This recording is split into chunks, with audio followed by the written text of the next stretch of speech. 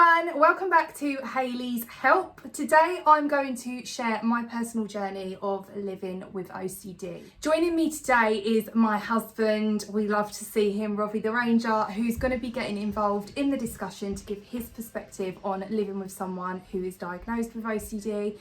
Recently I was on Channel 4's Steph's Packed Lunch talking about the impact of OCD. Here is a snippet for those of you who may have missed it. Before you got into this, you've really struggled, haven't you, with OCD? Can you just tell us a bit about what it's been like for you? Yeah, so my psychiatrist believed that my OCD actually began at the age of 4. So I wasn't diagnosed at that age, but they believed that it was triggered by a trauma, like a bereavement in my family. And as a result of that, what I would do is, and I don't know why I was doing it, it just felt like I was keeping everything safe, is I would begin to jump over quite a large fish pond. It was like a koi carp pond that we had in our garden. And I would try and make the other side, and it would feel like if I got to the other side, everything's safe, everything's fine. My OCD is predominantly about if things don't feel right or I don't carry out a certain, compulsion, someone might die. In your head, you were thinking, if I don't do this, something's going to happen to someone I love. Because since when you were saying that 4, you lost your nana, didn't you? Yeah, exactly. I guess processing it, you're just a person who's there, who you love, who suddenly disappears, doesn't make any sense. Yeah. So you can understand that, can't you, when you think of it like that? So then what happened was it kind of progressed throughout my life. So I would begin moving furniture and stuff, because if it didn't feel or look right, I would think something awful was going to happen. And then where it took a real turn was I was quite a young mum. I fell pregnant with my first son when I was 18. And, when you're a young mum, it comes with a lot of worries anyway. You're worrying about the baby, you're worrying, back then I definitely was worrying what do people think. When my son was born, it was just this terror of something, you've got this precious new thing that, and I love my children more than anything, but it's that thing of I don't ever want anything to happen. So, and for someone that suffers with OCD, there's no let up with the intrusive thoughts. And thankfully moving forward, I'm 16 years on now from when I was first diagnosed, so it doesn't control my life anymore. How have you done that? How have you managed to control it? I actually learnt to say no. I would not say no in any kind of, even in my day-to-day lives, I was very much a people pleaser. And when I learnt to say no, I obviously did cognitive behavioural therapy, I saw psychiatrists, but it's kind of like when you start saying no, you can do the same with your intrusive thoughts and your OCD. So for me, contamination was a huge thing. Like I didn't want, and again, it goes back to that thing of if I'm touching something dirty or if my hands, I was bleaching my hands with neat bleach, like you would use a wash pump. Yeah. And rather than using soap, bleach was my tool. It was that smell and that what I was using, that meant that I was safe. It's not safe. You shouldn't be putting neat bleach on your hands, rubbing them in. But the problem was I was unwell. It's a mental illness. Yeah. Moving forward to today, I've had the treatment. And I do feel like I'm in a better place, and I do encourage anyone who might think that they have OCD to speak to your GP, because there is hope and you can get better. I'm not anyone extraordinary. I've just done the work. I've been really dedicated to kind of beating this illness and not letting it control my life, because it did for so many years. Hayley, thank you so much for talking to us about it as well. It's really important because there'll be loads of people watching who you've helped by. One of the most important steps in managing OCD is understanding what it is and how it affects you. OCD is a mental health disorder characterised by recurring unwanted thoughts. These are obsessions, and repetitive behaviours. These are compulsions. By learning more about OCD and how it manifests in your life, you can better identify triggers and develop coping strategies to manage the condition. Following on from the discussion that I had on Steph's Packed Lunch, I wanted to obviously come on here and share some helpful advice. I hope it's going to be helpful to you anyway, of steps that really helped me in terms of managing my condition. And it is Mental Health Awareness Week this coming week, so I thought this would be a really great time to put some advice out there for those of you that may well need it. So this brings us on to seeking help for the condition. And this is where our hero of the hour, the Ranger, comes in. So actually what happened was, when I was very poorly with my OCD, where you're almost wanting to do that, you don't want someone to stop you. Although you have that feeling of, I don't want to keep doing this, you have that uncertainty of, if I stop, what if X, Y, and Z happens? You actually came with me, didn't you, to the doctors when I was first, like, I went in, and I remember it's such a hard thing to do as well, because I remember I was really upset and I was crying, wasn't I, in the doctor's room. Like, we were in there together, obviously, and Robbie was obviously explaining to them like how he was feeling. I was then trying to express my thoughts and feelings on it, and then it's like a process. So what then happened it's almost was like a couples therapy session that you go through. It really is. It's really difficult to, especially when you have around you have family members or friends or anything that are kind of, they don't see the full picture because they're not there 24/7. So sometimes even as a partner, you are doubting, am I looking at it different? That's really important to know is when you clean and you're cleaning just to clean up mess, that's completely different to when you're cleaning and you have OCD. Yeah. You were cleaning things that had been cleaned 3 or 4 times already. Yeah. And I knew were perfectly clean. Yeah. But they were still things that we couldn't walk out the house to go on date night or go out, take the kids to the park. Yeah.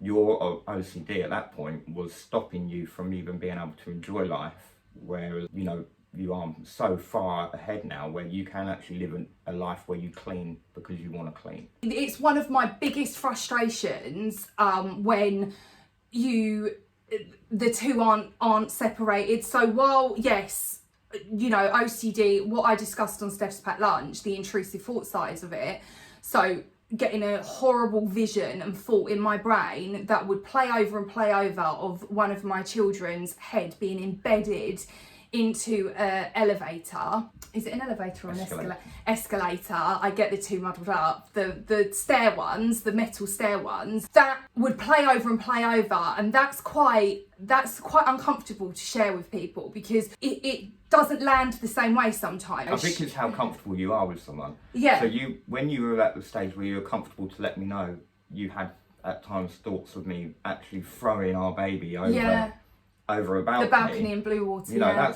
that's really brave of you to give me that, because you needed to know that you were comfortable, because if not, that's a really kind of dangerous thing to say to someone that you're not 100% trusting. Yeah, and it's scary. You like, might have that opinion. Exactly, saying that, you do. It is a bit like when you put that out there into the universe. You don't want, you know, if I was doing my shop at, I don't know, Sainsbury's and Sharon was at the checkout and was like, oh, how's your day been? I'm not necessarily going to say to her, oh, I've been getting really bad thoughts because no, you don't want her to be like, okay, because it's not understood. So a lot of people, if I was to say that and they didn't know me, and remember, we are going back years now. I mean, the child that I'm talking about is now 18. But at the time, if I was to say that, especially with I think we've come a lot further as well in mental illness and the openness about it, which is a brilliant thing. I love the fact that we talk about it and it's not such a taboo subject anymore, where it's like, you know, chances are you will pass someone on the street every single day and not necessarily OCD, but they will be living with some sort of mental illness. That's the reality of the world we live in. And I do think that by speaking about these subjects and raising more awareness, but back then, if I was to have said that, you know, openly to people, I probably would have been frowned upon almost, or someone might have gone away and thought, oh my goodness, should I call someone? Because does she want that to happen to her? And actually, it's like, I don't want this to happen. Like, it's my biggest fear in the world. And that's almost where my intrusive thoughts would come. And I do think in terms of the cleaning side of it, although, yes, there is an element there for me personally. And again, this isn't the same for everyone with OCD. We will add links in the description box so you can read up, obviously, about OCD, but it's so different from person to person. That is the thing. It's kind of, you have to kind of re-educate yourself on a subject you weren't ready to learn. Yeah. So talking about any type of mental health, if you've got a partner that's suffering with it, you need to kind of study it, because you are going to benefit from it, benefiting from understanding the thoughts they might be going through, benefiting from the fears they might be living with. They're all things, if you don't learn it, then really you're not going to be that support network. Yeah. So I think it was, for me, I had to learn everything there was about OCD, and I think you did the same to cope with that. I think you kind of studied everything there was in terms of copings that you should learn, and try and retrain your mind thought process. That is the thing as well. It was like a whole kind of learning curve, and I think things that I benefited from, and this is where I'm hoping it might help someone watching this, is I already obviously mentioned on the show that I learned to say no in my life. I remember I spoke with my psychiatrist. So I'm so lucky because I've had multiple different psychiatrists who've worked with me throughout the years, and all of them have brought something new into my life in terms of the tools that I need and utilise now to cope. And one of them in particular, she explained to me, I had this thing where in my life, I just couldn't bear saying no, to the point that I would, if someone knocked on the door, or I was out shopping, let's say, and you get these people that are like, sign up to this, here you go, I would feel horrible being like, no. And then we were getting like so much fruit and veg coming through, and I was like, oh, I just feel bad.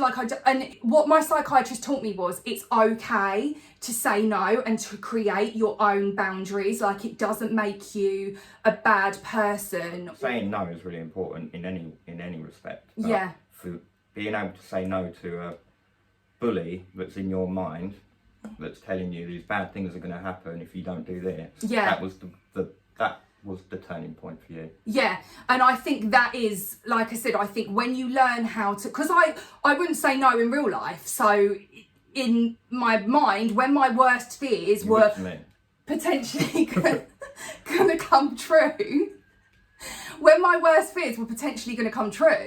then it's like, how do you possibly say no? So what you would do is you would give into that and be like, I'll do this and then I'll do it again. And that's something that I really, really want people to remember is you're not a bad person if you say no to something. Like, I'm not doing that, I'm not comfortable with that. No, I don't. Even just no. What's that saying? No is a whole sentence. There is a saying, yeah, no is a whole sentence. Like, you're allowed to be like, no. Yeah. Like, it's okay to do that. So I think that was really helpful.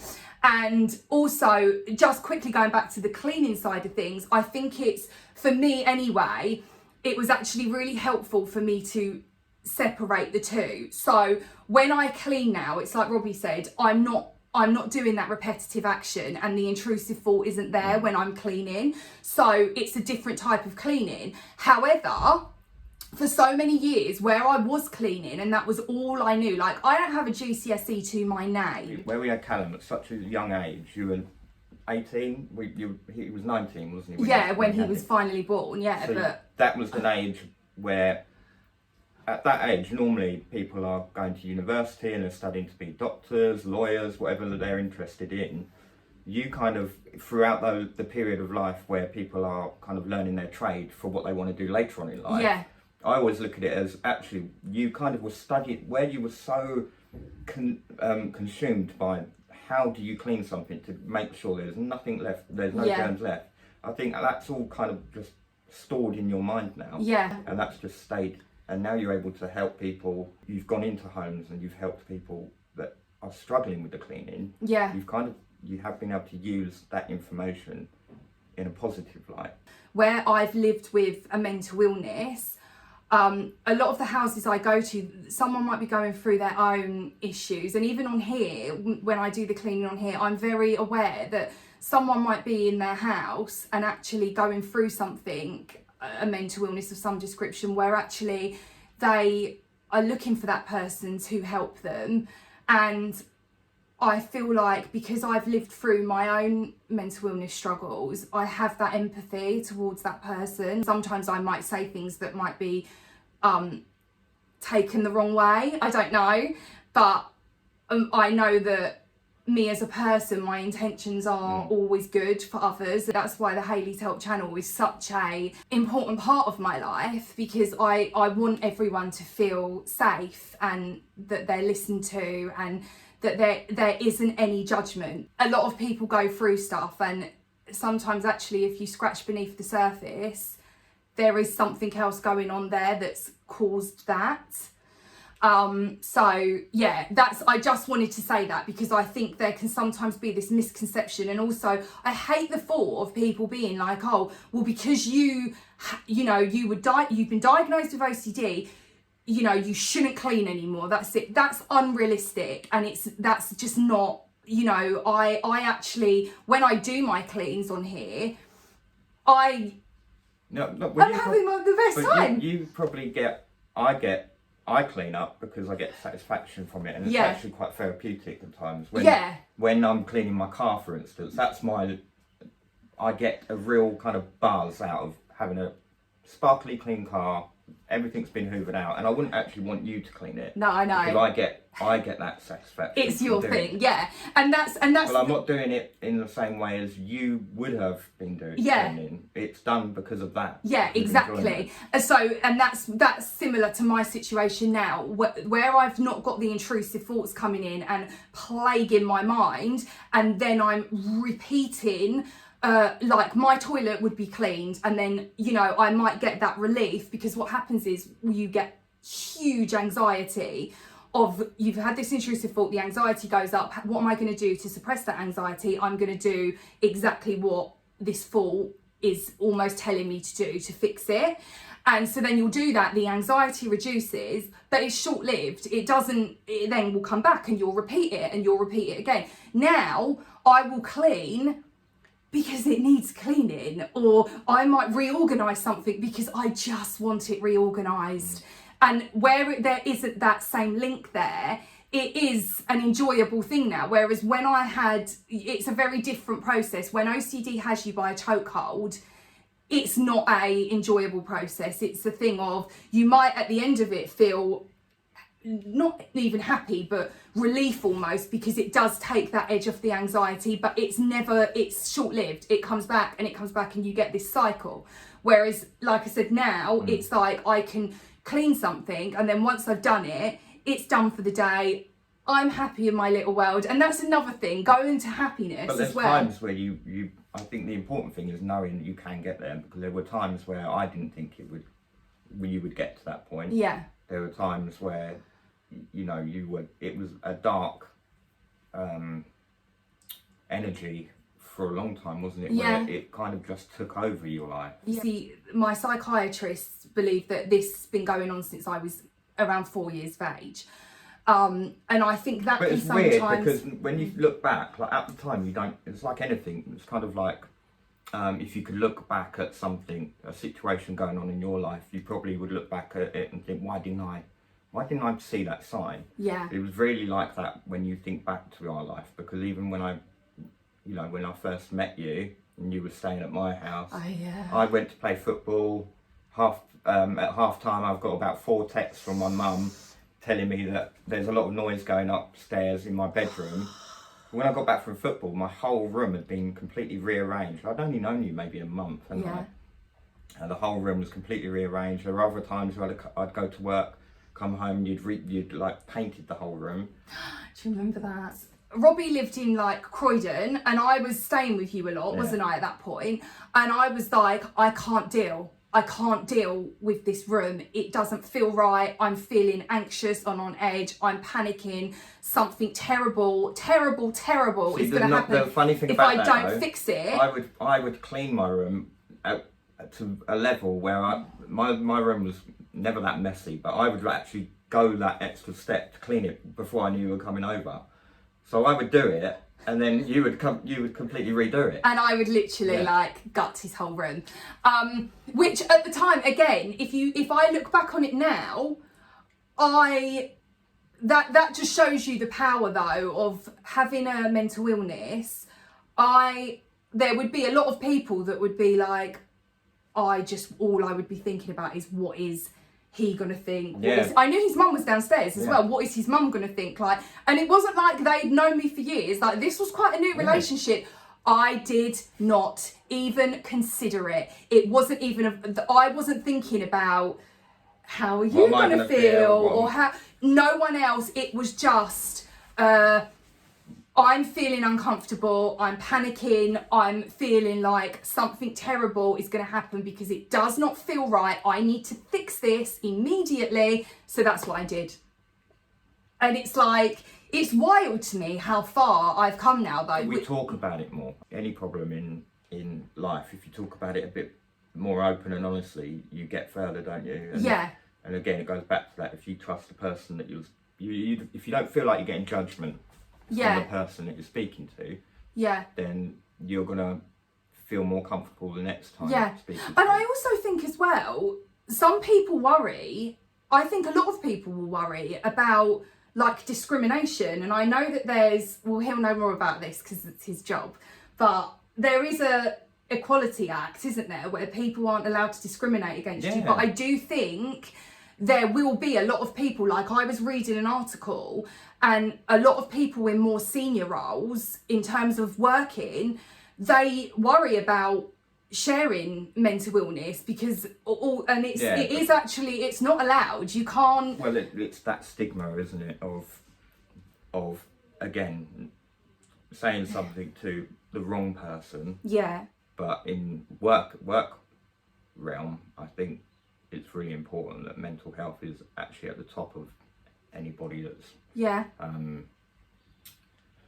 running a business. Mental health has to be at the priority because the likelihood is that 90% at some point in their life will struggle with something. Yeah, and that's the thing. And I do think, so I think there's that to consider as well. And don't feel like you can't open up because there are laws in place to protect you if you are feeling like you're struggling. So that's one thing.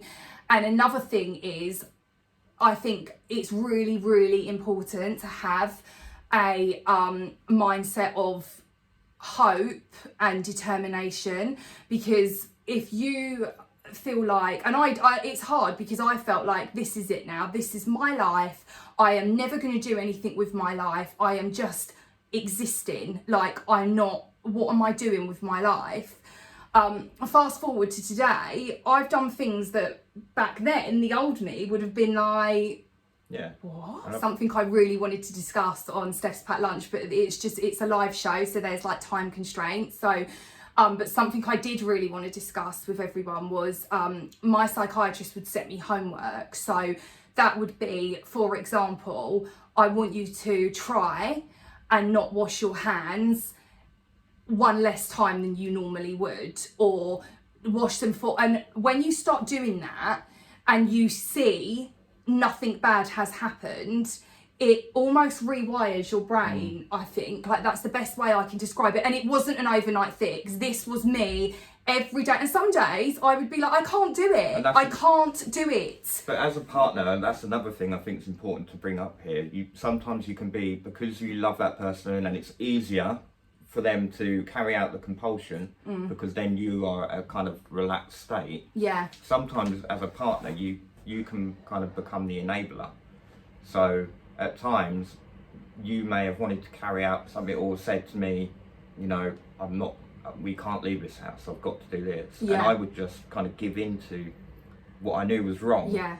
And would enable it. And I think it's kind of both people in that dynamic have to be uncomfortable. You were uncomfortable with not carrying out the compulsion, and I was uncomfortable with not giving in to what you wanted to do. It's weird, isn't it? But actually being uncomfortable ends up being with you both much more comfortable in life. Yeah, it's true, and that's what you it's have the same as saying no, isn't it? It's uncomfortable.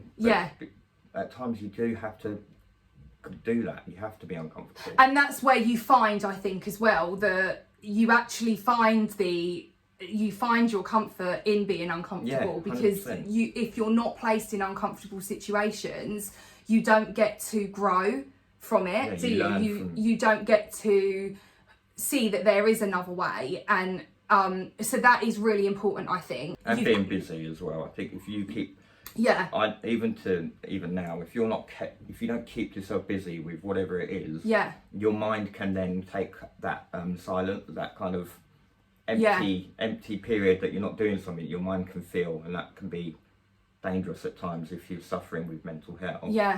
So I think you need to kind of fill that mind always and keep yourself and keep busy, find activities, and that's another thing goals. that leads me Just on. Give yourself goals. That's what you've turned into, isn't it?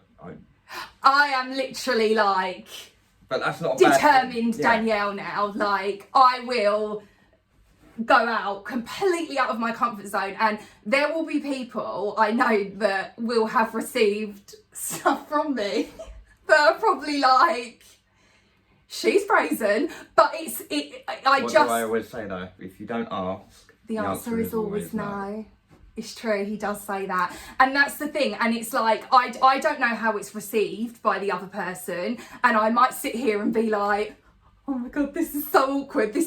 But then I'm just like, I sit with the uncomfortableness.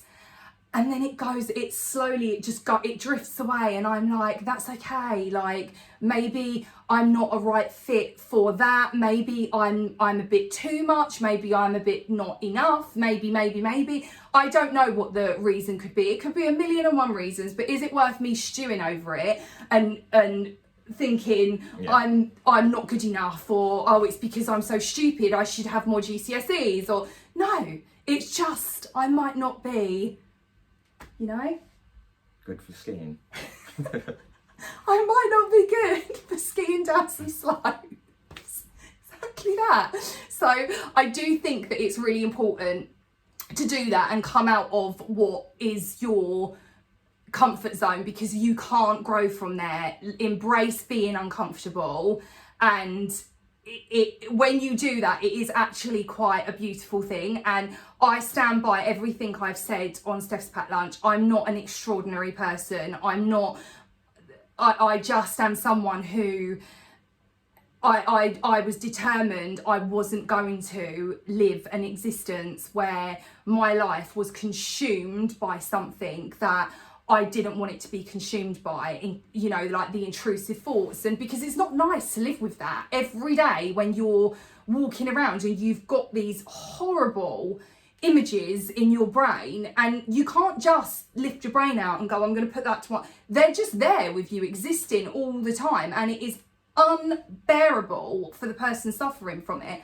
So, and then I think as well, the continuous cleaning of something that was already clean, it's exhausting, it's tiring, it impacts everything. If we wanted to go out, I would be like, I can't, and stop because I need to finish this in this order, and then we can go and I can breathe until we get back, and I'll probably redo the whole thing. And it's so much more nicer now because I can leave this house ransacked, can't I? That's the difference. I'm like, leave a mess. It's all fixable. I'll clean it when I get home. And that is something that I'm so proud of. And I love, like, people on here before have gone, there's a cobweb up in your corner or something, and I'm like, yes. Good. Yeah. It's a home. We live here, and although, yes, I like to keep things clean, that itty bitty cobweb, it's not bothering me. Whereas before, it would be like, what if I don't get rid of that, and what if do I need to bleach it now? Do you know what I mean? And I just think like you can get, what I'm trying to say is you can get to a point where, although yes, you're diagnosed with OCD, it's not ruling your entire existence anymore, and you are able to live a relatively normal, whatever normal is, life. You have to kind of believe that you can do it. Yeah. Have the right people around you to help you do it. Yeah. And when you fall, get back up, because there will be lots of tripping over. Yeah. And it's a process. Like, there will be days where I had, like I said, I'm 16 years in now from when I began my treatment. And I would be lying if I was to say there weren't days where I would have massive tumbles, and it was like, I can't do this. But then the next day is a new day, and I would start again. And it's something that I just live by that. I think if we could all just, every day that's a new day, it's a fresh start to try again, and in whatever that may be, it doesn't necessarily have to just be OCD. I think that is something that would benefit everyone in life, is just like taking each day as it comes, because I'm guilty of it. I too much will think about the future and be like, oh no. Yeah, you doubt a lot. And then what I try to now do is my past, which is why I don't often speak about this, do I? Because I am a bit like, that is my past, this is now. And I sometimes... It's good though, it is good to talk about it. Because you actually then recognise how much of a different life you live now. Yeah. Because it is completely different. It's like that feels like a separate life that we were living at that period. Now feels like we're living. Yeah. Do you know what I mean? You're living to survive back then. Now you're living to thrive. Oh, I like that one. Oh, I love him so much. He's so cute. I'm gonna start renting him out to people. He's such, and this is the uncomfortable thing. I'm really uncomfortable doing this. You know that. Yeah. Because I prefer being behind. Yeah, he likes the editing side of things. That's what Robbie does. He will edit these vlogs, and we love him for it, because otherwise, let me tell you, we would have no channel. And I think finally, another thing that just before we wrap this up, I think finally another thing that I wanted to throw in there that might help people as well is find something that brings you joy and happiness, don't you think? 100%. Like, find something. It doesn't matter what it is. Like, so for me personally, obviously I love doing my TV stuff, and when I'm doing that, I really feel like I am at home and I'm thriving, and it makes me so happy beyond words. I can't explain to you. But another thing that makes me so happy is obviously doing this. So I'm not suggesting everyone pick up a camera and start vlogging. That might not be for you, but something else that I do, and you guys would have witnessed it, and I mean you witness it all the time. You're singing. I sing and I dance, and I'm not a good singer. I'm not so bad at dancing though, am I? I think you're alright, not too bad in both. I'm quite good at singing Disney. I do like a Disney song, but I just, there will be people that will watch and go, stop it. Like, but I'm like, no, I won't, because it makes me happy in my soul. Like, I feel happy when I'm singing, dancing, and being silly. Like, I remember we had a Christmas my mum and dad's. Oh, don't! Do you remember this? Now I'm thinking, were you doing that because it was giving you kind of a bit of comfort from awkwardness? But you just broke out in a full sing-song the first Christmas dinner that you'd spent with my parents, and everyone else was kind of, where's that come from? Apart from my dad, who found it really funny, and me obviously. But yeah, that's always been you. Your personality is no different to when I met you. Yeah. It's you're just now being completely you, I would say. Yeah. And I think my mind is a lot more healed 100%, now. Yeah. Like, for sure. I think you've always been funny. I'm quite a talker, I think. The word, yeah. I do think that and sometimes I talk too much, like, where I'm just go on and on and on, and it's like, simmer down now, that's enough. And I'm like, but don't you think that and I do, don't I? A lot. Like, all right. Gosh, I do talk a lot. But another thing as well that I wanted to just drop in here that I found really helpful was yoga was one thing. I really embraced yoga. Again, it's not going to be for everyone. When you do the yoga, I like that. Stop.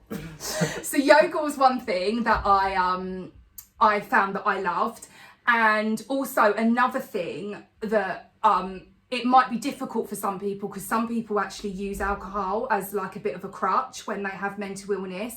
But I found that actually I stopped drinking alcohol. Like, I would be like, oh, a glass of wine with dinner, that's fine. A glass of red, it's good for you, it's healthy.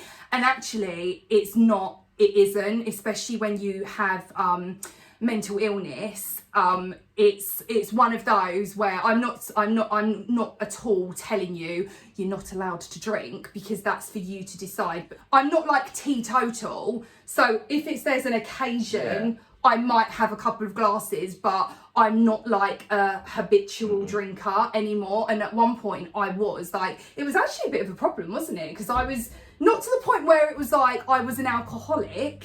No. But I think it was more like I was drinking most days, wasn't I? And it was almost like that was my routine. Like and it was almost like I felt like I could relax a bit more if I had. It did. I think the scary thing about it, and it's quite dangerous, is that it did make you kind of relax for the evening without all those worries. So again, it goes back to, I was kind of an enabler. I was like, do you want a bottle of wine tonight? Do you want Because I knew if you had a bottle of wine, you'd probably be in a much less heightened state of anxiety. Yeah.